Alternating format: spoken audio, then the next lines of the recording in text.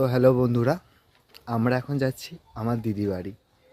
কারণ হচ্ছে সামনে পৌষ পার্বণ, পার্বণ দিতে। তো এখানে হচ্ছে পার্বণী গাড়ি সব রেডি হয়ে গেছে। আমি আর আমার বোন বেরিয়ে পড়েছি দিদি বাড়ি যাওয়ার উদ্দেশ্যে। চলো যাওয়া যাক। আমার দিদি বাড়িতে একটা ফচকে রয়েছে, তার জন্য তো কিছু খাবার নিতে হবে। তার জন্য একটা মিষ্টির দোকানে দাঁড়ালাম, কিছু খাবার নিয়ে যাও।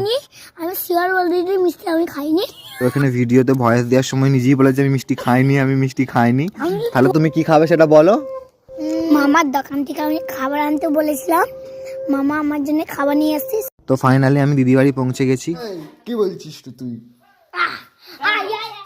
তো এখানে আমার দিদি আমার জন্য শরবত তৈরি করছে, আর বলছে তুই কাকে ভিডিও কল করেছিস নাকি। তো ফাইনালি এখানে আমার হাতে শরবত দিয়ে দিয়েছে, আমি শরবতটা খাওয়া শুরুও করে দিয়েছি। এতটা রাস্তা যেহেতু এসেছি, গলাটা খুবই শুকিয়ে গিয়েছিল। ফচকে তো আর মিষ্টি খাবে না, তাই আমাদেরকে মিষ্টি দিয়েছে। শুনছিস তুই? ওই ঠিকই জানে। তো কিছুদিন আগে আমরা দীঘা গিয়েছিলাম, তখন ওর জন্য আমি এটা কিনে এনেছিলাম। তো ওটা পেয়েও খুব খুশি, তখন থেকে ওটা নিয়েই খেলা করছে। তো ওর খেলা দেখতে দেখতে দিদি এদিকে ভাত বেড়ে আমাদেরকে ডাকছিল। তো আমি আর বনি আসবো বলে দিদি আজকে অনেক কিছু রান্না করেছিল, তাই বেশি দেরি না করে আমরা খাওয়া শুরু করে দিয়েছিলাম। তো খাবারগুলোর স্বাদ খুবই সুন্দর হয়েছিল।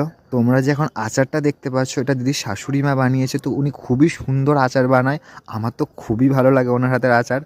তো দুপুরবেলা খাওয়া দাওয়ার পর একটু ঘুমিয়ে পড়েছিলাম, দেখছি বিকাল হয়ে গেছে, তো উঠতে হবে। এখানে পাশে সবাই শুয়ে আছে, তো বনিকে আমি ডাকছিলাম যে ওট ওট, বেরো ফাঁকে। ঘুম থেকে উঠে মনে পড়ে গেছে দিদিকে ব্যাগ দিতে হবে।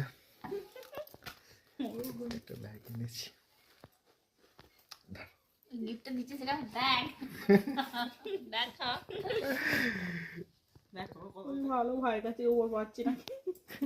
দিদি ইন্ট্রো মারতে পেরে গেছে গাইস। তো এই ব্যাগটা আমি দিদির জন্য দীঘা থেকে কিনে এনেছিলাম। তো দিদি ব্যাগটা পেয়ে খুবই খুশি হয়েছে, আর বনি এখানে বলছে যে দিদি ইন্ট্রো মারতে পেরে গেছে গাইস। এই যে এসছে আমাদের ঘুরে টেয়ে খেলার মাঠ থেকে। ঘুরতে চলে গেল। ব্যাস এবার ওকে ছবি এঁকে দিতে হবে, আঁকার খাতা নিয়ে হাজির হয়ে গেছে। হ্যালো গাইস, এখন আমরা সব বসে আছি। এখানে মানু, এখানে দাদা আঁকার এখন কাজ দিয়েছে, এখন আঁকতে বসেছে। এই নড়াচ্ছ কেন? নড়াচ্ছিস কেন? এই ডাকতে পারবে? মানে আমি যখনই দিদি বাড়ি আসবো, ওকে কিছু না কিছু তৈরি তো করে দিতেই হবে, নাহলে আমার মাথা খারাপ করে ফেলবে। সে ওকে মাটির জিনিসই বলো বা ছবি আঁকা বলো, কিছু তো ওকে তৈরি করে দিতেই হবে। আর সেটাকে সবাইকে ডেকে এনে দেখাবে, দেখো এটা আমার মামা করে দিয়েছে। আমার মামা ছবি আঁকতে পারে, আমার মামা মাটির জিনিস তৈরি করতে পারে।